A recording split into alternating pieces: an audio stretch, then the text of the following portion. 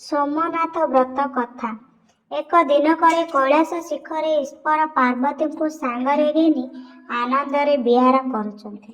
ସେଠାରେ 33 କୋଟି ଦେବତା ବସିଛନ୍ତି। ଏମନ୍ତ ସମୟରେ ପାର୍ବତୀ ପଚାରିଲେ, ଏ ସ୍ୱାମୀ, କେଉଁ ବ୍ରତ କଲେ ତୁମ ମନରେ ସନ୍ତୋଷ ହୁଏ? ମୋତେ କହିବା ହୁଅନ୍ତୁ, ମୁଁ ସେ ବ୍ରତ କରିବି।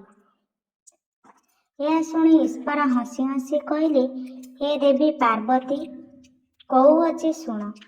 ଆମର ସୋମନାଥ ବ୍ରତ ବୋଲି ଗୋଟିଏ ପ୍ରଧାନ ବ୍ରତ ଅଛି। ତୁମେ ସେ ବ୍ରତ କର। ପାର୍ବତୀ ପଚାରିଲେ, ସେ ବ୍ରତ କଲେ କି ଫଳ ହୁଏ? ହେ ପ୍ରିୟ, କହୁଅଛି ଶୁଣ। ପୂର୍ବ କାଳରେ ମାଳବ ଦେଶରେ ବୀର ବିକ୍ରମ ପାଗଳୀ ବୋଲି ଜଣେ ରାଜା ଥାଆନ୍ତି। ସେହି ରାଜ୍ୟକୁ ଆମ୍ଭର 60 ଜଣ କୋଟିପତି ଗଲେ। ସେହି ରାଜ୍ୟର ଲୋକମାନେ ସୋମନାଥ ବ୍ରତ କରୁଛନ୍ତି। କୋପତିମାନେ ସେ ନଗର ଦେଖି ବଡ଼ ସନ୍ତୋଷ ହେଲେ। କୋପତିମାନେ ରାଜସିଂହ ଦ୍ୱାରା ପ୍ରବେଶ ହେଲେ। ଦ୍ୱାରପାଳକୁ କହିଲେ, ଆମେ ଯାଇ ରାଜାଙ୍କୁ ଭେଟିବୁ। ଦ୍ୱାରପାଳ ଯାଇ ରାଜାକୁ କହିଲେ, ଶ୍ରୀ ସୋମନାଥଙ୍କଠାରେ 60 ଜଣ କୋପତି ଆସିଛନ୍ତି। ତୁମକୁ ସୋମନାଥଙ୍କର ପ୍ରସାଦ ଦେବେ। ଦ୍ୱାରପାଳ ବଚନ ଶୁଣି ରାଜା ବଡ଼ ସନ୍ତୋଷ ହେଲେ। ରାଜା କହିଲେ, ତାଙ୍କୁ ଘେନି ଆସ। ଦ୍ୱାରପାଳ ଯାଇ କହିଲା, ଏ କୋପତିମାନେ, ତୁମେମାନେ ଭିତରକୁ ଆସ। ଏ ବଚନ ଶୁଣି କୋପତିମାନେ ରାଜାଙ୍କୁ ଛାମୁକି ଗଲେ। ରାଜା କୋପତିମାନଙ୍କୁ ଅର୍ଘ୍ୟ ଦେଇ ପୂଜା କଲେ। କୋପତିମାନେ ସନ୍ତୋଷ ହୋଇ ଶ୍ରୀ ସୋମନାଥଙ୍କୁ ବ୍ରତ ବିଭୂତି ପ୍ରସାଦ ଦେଲେ। ରାଜା କୋପତିମାନଙ୍କୁ ପଚାରିଲା, ଏ କୋପତିମାନେ କାହିଁକି ଏଠାକୁ ଆସିବା ହେଲେ? ଏହା କହିବା ହେଉ। କୋପତିମାନେ କହିଲେ, ଆମେ ପଶ୍ଚିମ ସୋମନାଥଙ୍କ କୋପତି। ତୁମର କୀର୍ତ୍ତି ଶୁଣି ଏହାକୁ ଆସିଲୁ। ଏହା ଶୁଣି ରାଜା ବଡ଼ ସନ୍ତୋଷ ହେଲେ। ଏ କୋପତିମାନେ, ଆଜି ମୋର ବଡ଼ ଭାଗ୍ୟ। ଆଜି ମୋର ପୁରରେ ରହି ଭୋଜନ କରିବ। ଏ ଭୂତାରୁ ରାଜା ରାନ୍ଧଣିମାନଙ୍କୁ ଡକାଇ କହିଲେ, ଏ ସୁପକାରମାନେ ସୋମନାଥଙ୍କଠାରୁ 60 ଜଣ କୋପତି ଆସିଛନ୍ତି, ସେମାନେ ଭୋଜନ କରିବେ। ଏହା ଶୁଣି ସୁପକାରମାନେ ଯାଇ ଷୋଡ଼ଶ ପାର୍କ ନିର୍ବାହ କଲେ। ରାଜାଙ୍କୁ ଯାଇ ପଚାରିଲେ, ଭୂଦେବ, ପାର୍କ ନିର୍ବାହ କରି ରାଜା କୋପତିମାନଙ୍କୁ କହିଲେ, ବେଗେ ସ୍ନାନ କରି ଆସ। ବହୁତ ଉଚ୍ଚର ହେଲାଣି। ଏହା ଶୁଣି କୋପତମାନ ସ୍ନାନ କରି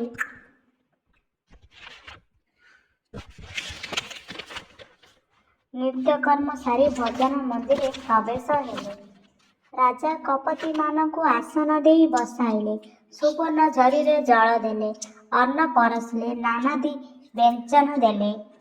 ଘୃତ ଦେଲେ। କ୍ଷୀରି ପିଠା ଦେଲେ। ଲଡୁ ଛେନା ଦେଲେ। କୋପତିମାନେ ଭୋଜନ କଲେ। କୋପତିମାନଙ୍କୁ ଆମ୍ଭେ ସନ୍ତୋଷ କଲୁ। ହେ ରାଜା, ତୁମେ କି ବର ମାଗୁଅଛ ମାଗ। ରାଜା କହିଲେ, ମୁଁ କି ବର ମାଗିବି, ତୁମେ ଯାଚି କରି ଦିଅ। କୋପତିମାନେ କହିଲେ, ଆମର ସୋମନାଥ ବ୍ରତ କର। ପୁତ୍ର ପୁତ୍ରୀ ଅନେକ ସମ୍ପଦ ପାଇବ।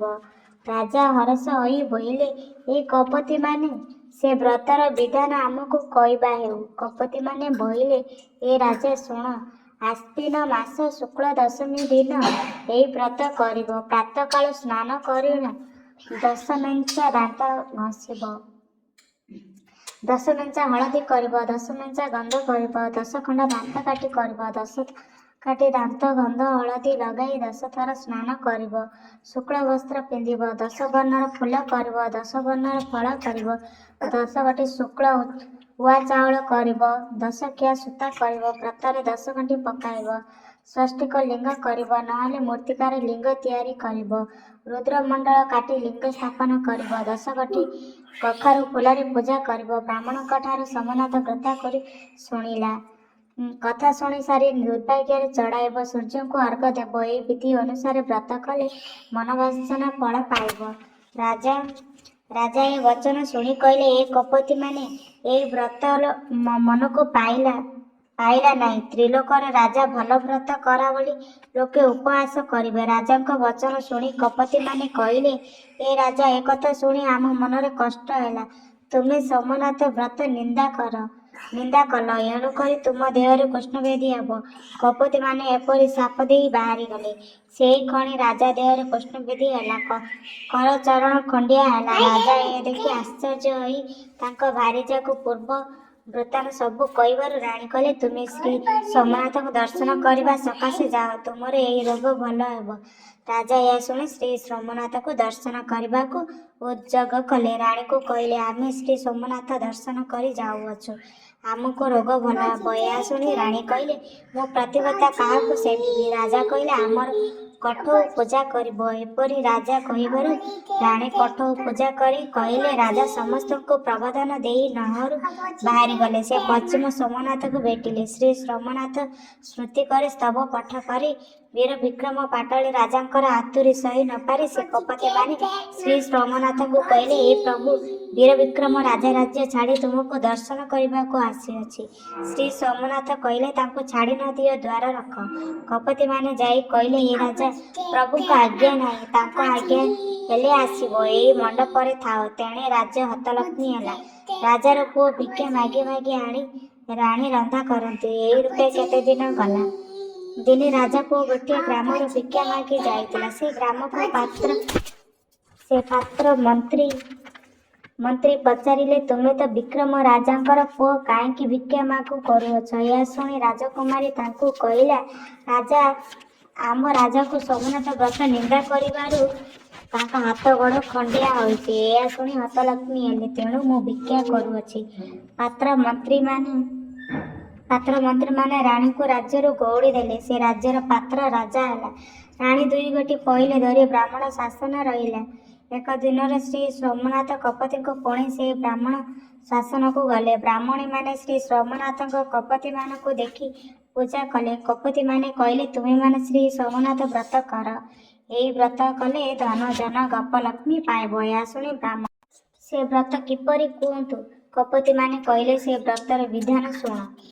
10 ବର୍ଣ୍ଣ ଫୁଲ କରିବ, 10 ବର୍ଣ୍ଣର ଫଳ କରିବ, ଦୁବ 10 କରିବ, 10 ଗୋଟି ଶୁକ୍ଳ ଗୁଆ ଚାଉଳ କରିବ, 10 କିଆ ସୂତା କରିବ, ବ୍ରତର 10 ଗଣ୍ଠି ପକାଇବ, 10 ବର୍ଣ୍ଣର ପୁର ଦେଇ 10ଟି ପିଠା କରିବ, ରୁଦ୍ରମଣ୍ଡଳ କାଟିବ, ଶ୍ରୀ ସୋମନାଥକୁ ସ୍ଥାପିବ, ଫୁଲଚନ୍ଦନ ଧୂପ ଦୀପ ଦେବ, ଅର୍ଘ ଦୀପ ଦେବ, 10 ବର୍ଣ୍ଣର ପୁର ଦେଇ ପିଠା କରି ସୋମନାଥକୁ ପୂଜା କରିବ। ଏହା ଶୁଣି ବ୍ରାହ୍ମଣମାନେ ହରଷ ହୋଇ ବ୍ରତ କଲେ। ହେମନ୍ତ ସମୟରେ ରାଣୀ ପଇଲେ ଦେଖି ରାଣୀକୁ କହିଲେ। ରାଣୀ କହିଲେ, ମୁଁ ସୁତାଏ, ତୁ ପାଣି ବୋହୁ, ଆମକୁ କି ବ୍ରତ କରିବି? ପଇଲି ଯାଇ ବ୍ରାହ୍ମଣଙ୍କୁ ବ୍ରତ ମାଗିଲା। ବ୍ରାହ୍ମଣୀମାନେ ଦେଲେ। ରାଣୀ ବିଧି ଅନୁସାରେ ବ୍ରତ କଲେ। ବ୍ରତ କରିବାରୁ ସୋମନାଥ ଦୟା ହେଲେ। କେତେ ଦିନ ଉତ୍ତାରୁ ରାଜାର ଗୋଡ଼ ହାତ ଭଲ ହୋଇଗଲା। ଶ୍ରୀ ସୋମନାଥଙ୍କୁ ଦର୍ଶନ କଲେ। କପୋତୀମାନେ କହିଲେ, ହେ ରାଜା, କଖାରୁ ଫୁଲରେ ଦେହ କୁଣ୍ଡୁ କର ବୋଲି କହିଲୁ, ମଣ୍ଡା ପିଠାରେ ଛିଡ଼ଇ ବୋଲି କହିଲୁ, ସେଥିଯୋଗୁଁ ଏ ଦୁଃଖ ପାଇଲୁ। ତୋର ଭାରିଜା ଅନୁସାରେ ଶ୍ରୀ ସୋମନାଥ ବ୍ରତ କରିବାରୁ ସୋମନାଥ ପ୍ରଭୁଙ୍କ ଦୟା ହେଲା। ତୁ ରାଜ୍ୟକୁ ଯା। ରାଜା କହିଲେ, ତୁମର ବଚନ ନାସ୍ତି କରିବାରୁ ମୁଁ ପାଇଲି। ଏହା ଶୁଣି ରାଜ୍ୟକୁ ଗଲେ। ଦେଖିଲେ ରାଜ୍ୟର ରାଣୀ ନାହାନ୍ତି। ଲୋକ ପଠାଇ ବ୍ରାହ୍ମଣ ଶାସନକୁ ରାଣୀକୁ ଆଣିଲେ। ରାଣୀ ସକାଳକୁ ରାଜା କହିବାର ରାଜା ଗତଖଳି ପାତ୍ରରେ ବଂଶଯାକ ପୋତି ଦେଲେ। ରାଜାରାଣୀ ପୁତ୍ରବତୀ ଧରି ସୁଖରେ ରହିଲେ। ନାରୀମାନେ ବିଧି ଅନୁସାରେ ଏ ବ୍ରତ କଲେ ଧନଧାନ୍ୟ ପୁତ୍ରପତ୍ରୀ ଧରି ଘର କରନ୍ତି। ଅନ୍ତେ ଶତକ ବୋଲନ୍ତି, ଆଏ ସୁଜମାନେ ନ ଘେନିବ ଦୋଷ, ଅଧମ ଶାମକୁ କୃପା କର ସୋମନାଥ। ଶ୍ରୀ ସୋମନାଥ ବ୍ରତ ସମାପ୍ତ।